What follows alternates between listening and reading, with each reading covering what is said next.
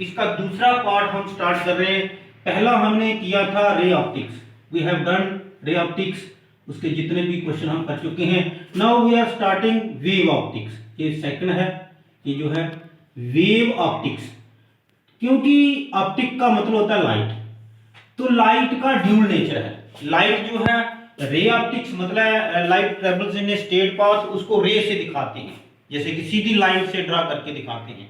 But light आपको पता है जब ट्रेवल करते हैं उसके पार्टिकल को क्या बोलते हैं, फोटॉन्स। जब वो सीधे ट्रेवल कर रहे होते हैं तो उसमें वाइब्रेशन भी होती है, तो उसको बोलते हैं वेव। वेव नेचर जो होता है वो वाइब्रेशन से क्रिएट होता है। किससे होता है क्रिएट? वाइब्रेशन से। तो अब वेव नेचर के अंदर लाइट की प्रॉपर्टीज हम स्टडी करेंगे, जैसे कि रिफ्लेक्शन किया, रिफ्रैक्शन किया, वो भी यहां कर सकते हैं। लेकिन जहां पे सबसे ज्यादा इंपॉर्टेंस किसको है? इंटरफेरेंस।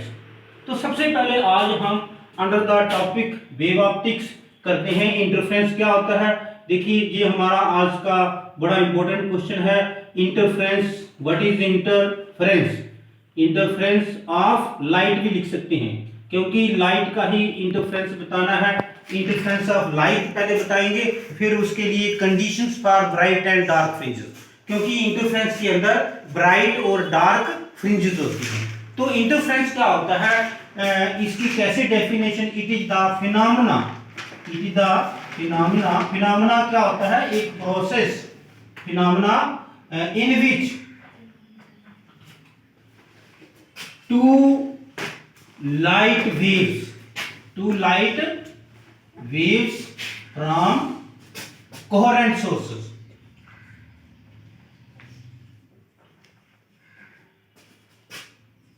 are superimposed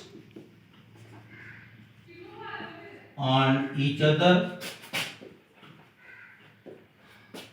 जहां पे क्या होता है, ये एक ऐसा फिनोमेना है जिसमें टू लाइट वेव जो होती हैं कोहेरेंट सोर्सेज से आती हैं, वो क्या होती हैं? Super impose. सुपर इम्पोज मतलब एक दूसरे के ऊपर फॉल करते हैं। एंड रीडिस्ट्रीब्यूशन, रीडिस्ट्रीब्यूशन क्या होता है? जैसे ही कोई लाइट एक एनर्जी है तो उसमें वो एनर्जी दोबारा रीडिस्ट्रीब्यूट होती है in the form of bright and dark fringes. तो and redistribution of light in the light energy बोल सकते हैं, light energy in the form of किस फॉर्म में? Bright and dark fringes.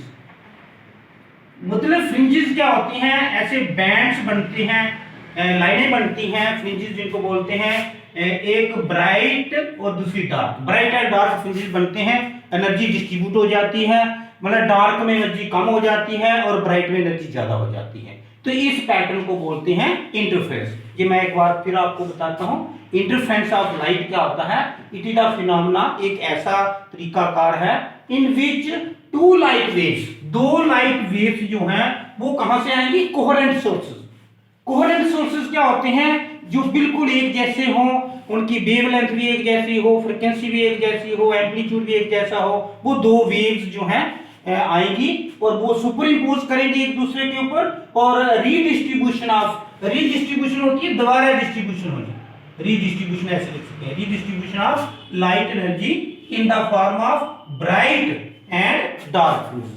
जो ब्राइट फ्रिंजेस होते हैं उनको हम कंस्ट्रक्टिव इंटरफेरेंस बोल सकते हैं, और जो डार्क फ्रिंजेस होते हैं उनको हम डिस्ट्रक्टिव इंटरफेरेंस बोल सकते हैं। तो देखिए दो टाइप के इंटरफेरेंस मिलेंगे। तो ये जो ब्राइट फ्रिंजेस हैं, ये ब्राइट फ्रिंजेस अभी मैंने बोला, इनको क्या बोलेंगे? ब्राइट का मतलब जो जिनके अंदर ब्राइटनेस होगी, जिनका एम्पलीट्यूड ज्यादा होगा, इंटेंसिटी बढ़ेगी, तो ब्राइट फ्रिंजेस को क्या बोलते हैं? कंस्ट्रक्टिव। कंस्ट्रक्टिव का मतलब होता है जिसमें चीज बनती है, कंस्ट्रक्टिव इंटरफेरेंस। तो इसका मतलब क्या हो गया कि इंटरफेरेंस दो टाइप की होगी, कंस्ट्रक्टिव इंटरफेरेंस। और जो डार्क फ्रिंजेस हैं, जो डार्क फ्रिंजेस हैं उनको क्या बोलेंगे? डिस्ट्रक्टिव। ये नए लफ्ज जो आप जो डेफिनेशन मिलेगी, डिस्ट्रक्टिव इंटरफेरेंस। ये है इंटरफेरेंस क्या होता है। जैसे कि आम लैंग्वेज में भी बोलते हैं कि इंटरफेयर मत करो। लाइट का जब दो लाइट वेव्स एक दूसरे में इंटरफेयर करती हैं तो वो ब्राइट एंड डार्क फ्रिंजेस मिलती हैं। ये जो ब्राइट एंड डार्क फ्रिंजेस मिलती हैं इनकी विड्थ एक जैसी होती है, विड्थ भी निकालनी है, लेकिन सबसे पहले हम निकालते हैं कब ब्राइट, कहां पे ब्राइट होगी और कहां पे डार्क होगी, वो अल्टरनेट होती हैं। तो alternate bright and dark fringes are obtained. अगर पहली ब्राइट है तो दूसरी डार्क है, तीसरी ब्राइट है, चौथी डार्क है, पांचवी ब्राइट है, छठवीं डार्क है। तो अल्टरनेट भी हम जहां पे लिख सकते हैं, जहां पे वो वर्ड भी लिख सकते हैं इन द फॉर्म ऑफ, ये भी हम लिख सकते हैं फॉर्म ऑफ अल्टरनेट, अल्टर लफ्ज लिख सकते हैं ब्राइट एंड डार्क फ्रिंजेस। ये अल्टरनेट जो है ये ऐसे अल्टरनेट लफ्ज, अल्टरनेट ब्राइट एंड डार्क। तो देखिए बड़े ध्यान से, तो आपको मैं अभी बताता हूं कंडीशंस। कंडीशंस क्या है, उनकी जो फार्मूले हमने तैयार करने हैं, conditions for bright and dark fringe, दोनों की मैं आपको कंडीशंस बताता हूं। क्या है, जब एग्जाम में ये क्वेश्चन आ जाएगा what are the conditions of bright and dark fringes, तो उसके लिए ये आगे डेफिनेशन की इंटरफेरेंस दो टाइप की होती है, एक ब्राइट जिसमें कंस्ट्रक्टिव इंटरफेरेंस आएगा, दूसरी डार्क जिसमें डिस्ट्रक्टिव इंटरफेरेंस आएगा। अब conditions for bright and dark fringes कैसे आएगा, तो देखिए ये सारा मैथमेटिकली है। कोई भी जो वेव है, आपको पता है वेव में क्या होता है, वाइब्रेशन होती है, साइनोसाइडल वेव बनती है जिसमें क्रेस्ट एंड ट्रफ बनते हैं। तो एम्पलीट्यूड जो है वो इंटेंसिटी जो होती है वो एम्पलीट्यूड के ऊपर डिपेंड करती है, स्केयर ऑफ द एम्पलीट्यूड। तो हम देखते हैं किसी भी लाइट वेव की डिस्प्लेसमेंट, उसके पार्टिकल की डिस्प्लेसमेंट कैसे लिखी जाती है, उसी को वेव माना जाता है। जैसे कि पहली वेव का, हाँ द फर्स्ट वेव, दो वेव्स है ना, the first wave is given by, देखो मैथमेटिकली, ये मैथमेटिकली ट्रीटमेंट है जिसको एनालिटिकल भी ट्रीटमेंट बोल सकते हैं। तो फर्स्ट वेव को अगर हम y1 बोलेंगे तो उसके एम्पलीट्यूड को a बोल सकते हैं पहले वाले को, और जो साइनोसाइडल वेव होती है उसमें साइन होता है और ओमेगा टी होता है, ये तो आपको पता ही है। जब भी वेव चलती है तो उसमें ओमेगा जो होता है एंगुलर वेलोसिटी होती है, इसको ओमेगा बोलते हैं, और टाइम जो है जी आ गई first wave. And the second wave, जो सेकंड वेव होगी तो वो कैसे लिखी जाएगी, अगर पहली को हमने y1 बोला तो दूसरी को हम y2 बोलेंगे, अगर पहली को हमने y1 बोला तो दूसरी को क्या बोलेंगे y2। तो उसका एम्पलीट्यूड थोड़ा सा चेंज करना है, होना तो एक जैसा चाहिए, लेकिन हमने एक क्वेश्चन प्रॉब्लम क्रिएट करनी है, बताना है कि जब एम्पलीट्यूड एक जैसा होगा तब क्या होगा, तब क्या होगा। तो लेकिन हम थोड़ा सा डिफरेंस रखते हैं, पहले का एम्पलीट्यूड का नाम a लिखा था, इस वाले को b लिखते हैं, और साइनोसाइडल जो है वेव्स जो जैसे ट्रेवल करती हैं आपको पता है, और जहां ओमेगा टी प्लस इसके अंदर फाई दूसरी में, क्योंकि इनके अंदर एक फाई क्या होता है फेज एंगल, जिसको फेज डिफरेंस भी बोलते हैं, फेज एंगल बोल दो या आप फेज डिफरेंस भी बोल सकते हैं। तो जो फेज का डिफरेंस है पहली वेव का और दूसरी वेव का, इसमें कांस्टेंट फेज डिफरेंस आएगा। जहां फेज डिफरेंस नहीं आएगा, जीरो होगा, वहां तो ब्राइटनेस ही होगी, क्योंकि क्रेस्ट के ऊपर क्रेस्ट आएगा, ट्रफ के ऊपर ट्रफ आएगा, ये कंडीशन होती है। अगर क्रेस्ट के ऊपर क्रेस्ट आएगा ब्राइटनेस होगी, ट्रफ के ऊपर ट्रफ आएगा तब भी ब्राइटनेस होगी, लेकिन क्रेस्ट के ऊपर जब ट्रफ आएगा तो डार्कनेस होगी। तो वो तो फेज ही डिसाइड करेगा कि कैसे फेज चल रहा है, तो अलग अलग फेज होता है। तो फेज वेव्स के अंदर जो होगा, अब इनका सुपरपोजिशन प्रिंसिपल, तो दोनों वेव्स को जब एक जगह पे दोनों सुपर इंपोज करेंगे, देखो हमने लिखा ना सुपर इंपोज मतलब एक दूसरे में मिक्स होंगे, तो उनको हमने कैसे मिक्स करना मैथमेटिकली, हम क्या करेंगे एडिंग 1 and 2 या सीधा बाय सुपरपोजिशन प्रिंसिपल। सुपरपोजिशन क्या आता है, जब चीजें ऐड होती हैं, सुपरपोजिशन प्रिंसिपल। तो सुपरपोजिशन प्रिंसिपल के हिसाब से तो रिजल्टेंट वेव क्या होगी, रिजल्टेंट वेव विल बी, आपको पता है वो कैसे बताई जाएगी, y equal to y1 plus y2। दोनों की जो डिस्प्लेसमेंट्स हैं y1 और y2, दोनों वेव्स आपस में ऐड हो जाएंगी, सुपर इंपोज हो जाएंगी, उनको प्लस करना है। अब इन दोनों की वैल्यू जहां पे डालेंगे, ये सिंपल सा मैथमेटिकली ट्रीटमेंट है, इसमें कोई मुश्किल चीज तो है नहीं। तो ये रिजल्टेंट वेव जो हमारे आ रही है, तो इसमें देखिए बड़े ध्यान से, y1 की वैल्यू क्या लिखेंगे a sin ओमेगा टी, और y2 की वैल्यू, उसका एम्पलीट्यूड क्या रखा हमने दूसरी वाली का v sin omega T plus 5, उसके अंदर प्लस 5 रखा है। तो अब करना क्या है जी जहां पे आपने फार्मूला यूज करना है साइन ए प्लस बी, वो फार्मूला आपको आता होगा, sign A cos B plus cos A sine B. अगर मैं लिखना चाहूं तो लिख के भी आपको बता सकता हूं, बता दूं लिख के मैं। तो अगर हम जहां पे इसको ए मानेंगे, इसको बी मानेंगे, तो हम जहां पे लिख सकते हैं साइड में लिख देंगे, ऐसे कर लेते हैं और साइड में हम लिख देंगे कि हमने ये वाला फार्मूला यूज किया है। तो देखो साइन ए कॉस बी, कॉस बी कौन सा आ गया 5, साइन ए कॉस बी, फिर आगे कॉस ए, लेकिन बी तो कॉमन है ना, दोनों के साथ रहेगा, कॉस ए साइन बी। तो हमने यहां पे कौन सा फार्मूला यूज किया है, हम जहां पे लिख सकते हैं साइन ए प्लस बी, वो आएगा sign A cos B plus cos A sign, ये फार्मूला है, ये आपको पता ही है, इसको ज्यादा करने की जरूरत ही नहीं है। तो आप देखिए ये जो साइन ओमेगा टी है, तो ये साइन ओमेगा टी वाली टर्म में जो है ये आपस में ऐड हो जाएंगे, ये तो होना ही है, साइन ओमेगा टी में साइन ओमेगा टी वाला हो जाएगा और जो कॉस वाला है वो अलग से रहेगा। तो इसमें क्या करना है, जो चीजें कांस्टेंट है, जैसे कि फेज एंगल ये भी कांस्टेंट होता है, जिसके साथ फाई लगा है वो टर्म भी कांस्टेंट गिनी जाएगी, और जिसके साथ ओमेगा टी लगा है वो वेरिएबल होगा। अब इन दो टर्म्स में साइन ओमेगा टी कॉमन आ जाएगा, साइन ओमेगा टी कॉमन आ जाएगा। तो देखिए कैसे लिखना है रिजल्टेंट वेव को, ए प्लस बी कॉस फाई, ये सारा कांस्टेंट आ गया, और साइन ओमेगा टी जो है वो कॉमन आ गया। देखो ए ये साइन ओमेगा टी जहां से नहीं लिखेंगे और जहां भी नहीं, इसको कॉमन कर दिया हमने ब्रैकेट लगा के। आगे बी साइन फाई, ये कांस्टेंट काउंट होगा, बी साइन फाई, इसको हम ब्रैकेट में लिख लेते हैं ताकि ये कांस्टेंट आपको पता चल जाए, और ये आ गया कॉस ओमेगा टी। ठीक है, अब क्या करना है, ये जो कॉस ओमेगा टी आ गया और जहां पे साइन ओमेगा टी आ गया, ये जो है, ये जो हमारी रिजल्टेंट वेव आई है, ये हमारी रिजल्टेंट वेव आई है, ये रिजल्टेंट वेव के अंदर इसका हम एम्पलीट्यूड रिजल्टेंट वेव का आर मानेंगे। If R is the amplitude of the resultant wave, तो उसका जो हॉरिजॉन्टल कंपोनेंट होगा वो कॉस वाला होगा, और जो वर्टिकल कंपोनेंट होगा वो साइन वाला होगा। सिर्फ हमने जान से, क्योंकि इसके दो कंपोनेंट हैं, एक हॉरिजॉन्टल कंपोनेंट होता है, एक वर्टिकल कंपोनेंट होता है। तो देखो इसको कैसे लिखना है, if R is the amplitude, क्योंकि जो इंटेंसिटी है वो एम्पलीट्यूड से ही पता चलेगी, जब भी इंटेंसिटी का पता चलेगा वो एम्पलीट्यूड से पता चलेगा। अगर आर जो है intensity of the amplitude of the resultant wave, क्योंकि रिजल्टेंट के नाम पे हमने आर को जो है वो एम्पलीट्यूड माना है, तो उसका जो हॉरिजॉन्टल कंपोनेंट है वो क्या होगा बताइए, हॉरिजॉन्टल कंपोनेंट क्या होगा, आर कॉस थीटा, थीटा जो है उसका हम एंगल कंसीडर करेंगे, जो उसका हॉरिजॉन्टल कंपोनेंट होगा वो हमारे इस रिजल्टेंट वेव के अंदर क्या आ रहा है वो आप देखेंगे बड़े ध्यान से।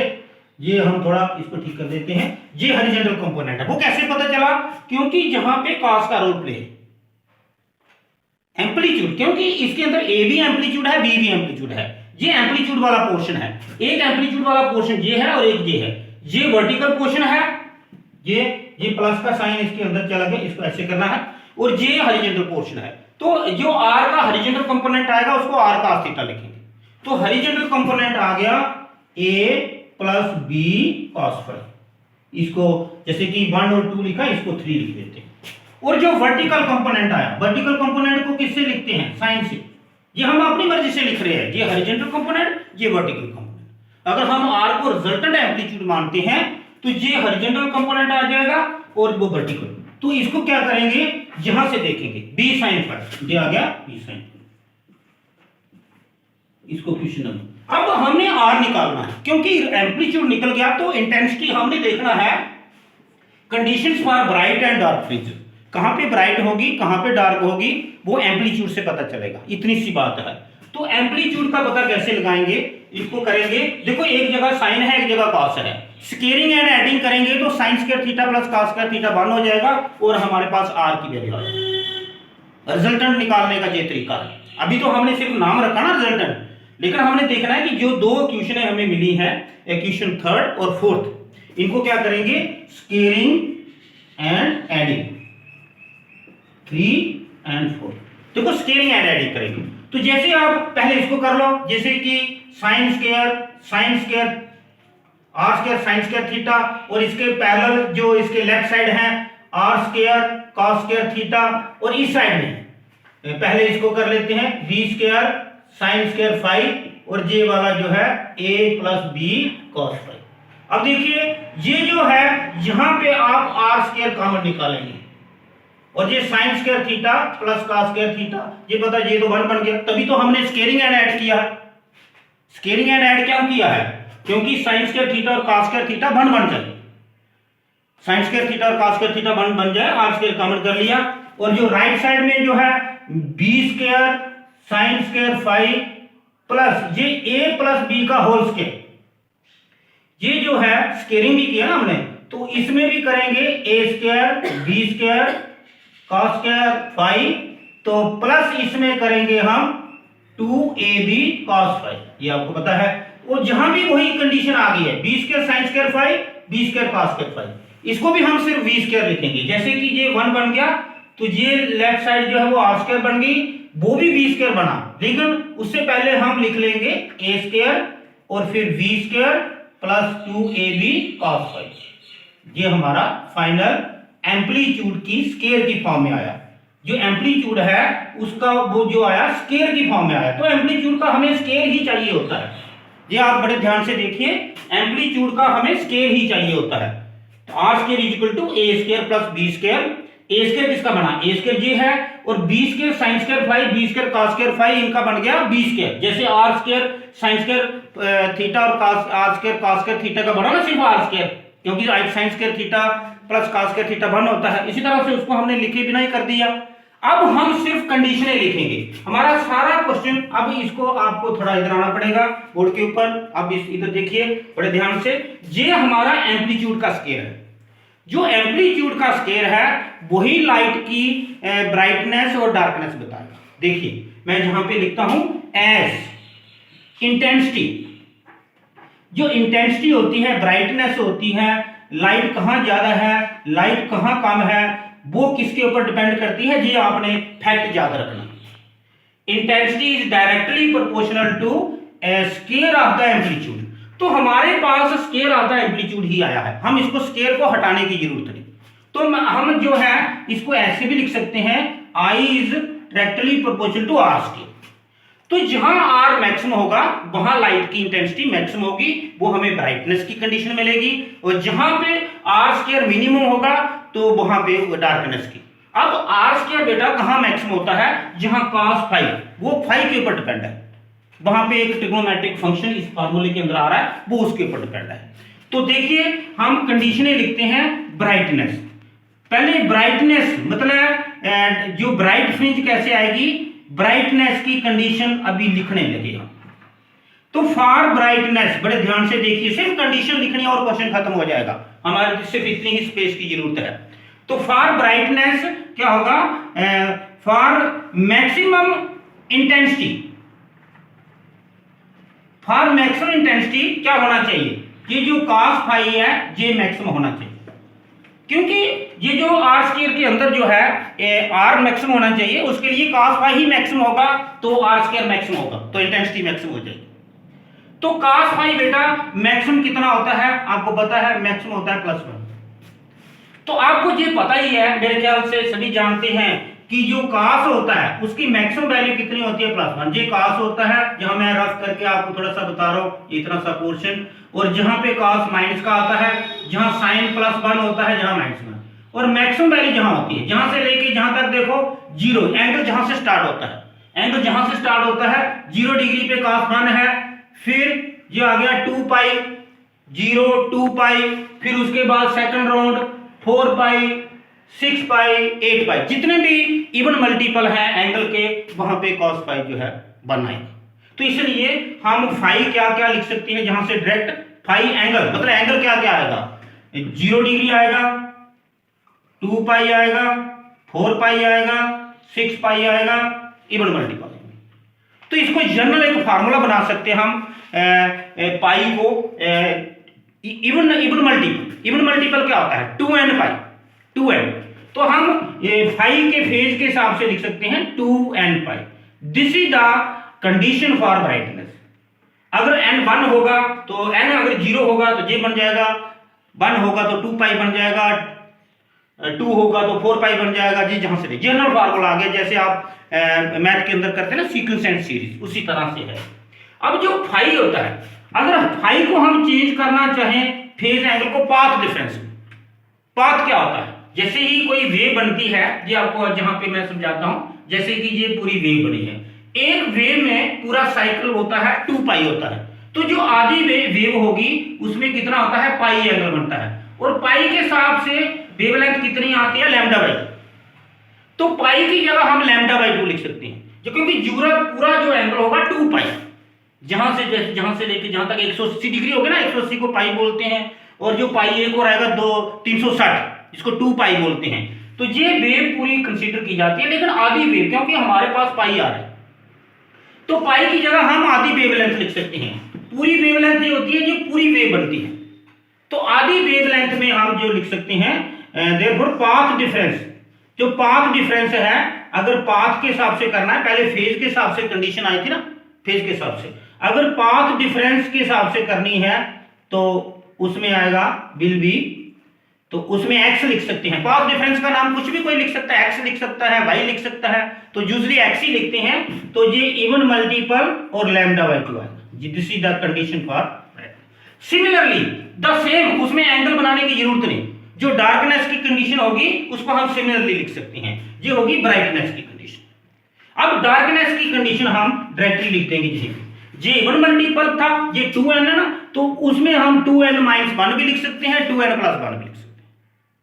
ये n हम जैसे कि 0 से चला रहे हैं, अगर उस n को भी 0 से चलाना है तो वो फिर हम 2n+1 लिख सकते हैं। हमारे पास दो स्कोप हैं, तो डिस्ट्रक्टिव या डार्कनेस, देखो लास्ट डार्कनेस, तो डार्कनेस की कंडीशन जो है वो क्या आएगी, विल बी, सीधा लिख देते हैं उसको, darkness will be, darkness condition क्या आएगी, तो उसका पाथ डिफरेंस के हिसाब से 2n+1 λ/2, एक तो जे भी हो सकता है, या हम ये भी लिख सकते हैं 2n-1, क्योंकि इवन नंबर के पहले भी ऐड होता है और बाद में भी ऐड होता है, इसमें से कोई भी लिख लीजिए, दोनों कंडीशनें।